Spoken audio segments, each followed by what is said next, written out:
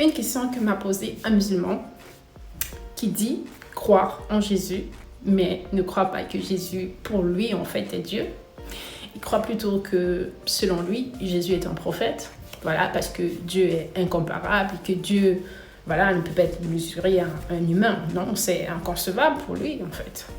Et donc, il croit aussi que Jésus est né de Marie et il croit que Marie était vierge. Il croit aussi que Dieu a envoyé Jésus dans Marie, voilà, et tout ça, mais c'était pour venir accomplir sa mission. Mais du fait de dire que, voilà, aller au-delà de dire que c'est Dieu, non, quand même.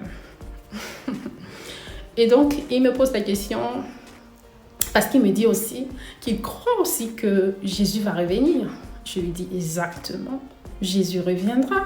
Il reviendra chercher ceux-là qui ont cru en lui. Que signifie croire en Jésus? Puisqu'il m'a fait savoir qu'il croit en Jésus plus que les chrétiens. Waouh! Et donc, il me semblait avoir une certaine connaissance, mais il manquait de la vérité.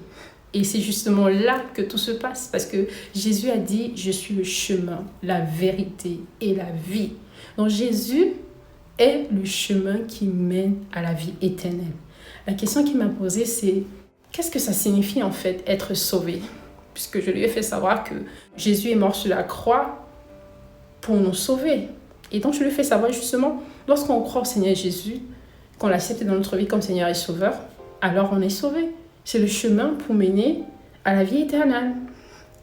Et donc, être sauvé, c'est avoir la vie éternelle. Être sauvé, c'est accepter le Seigneur Jésus dans sa vie comme Seigneur et Sauveur.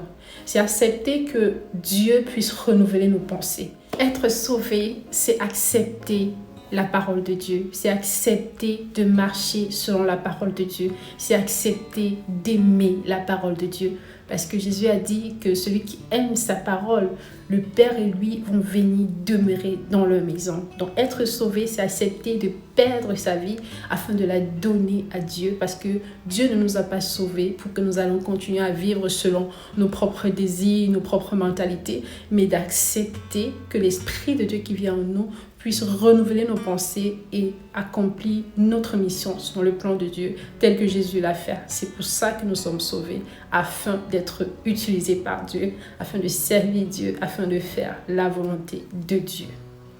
Amen.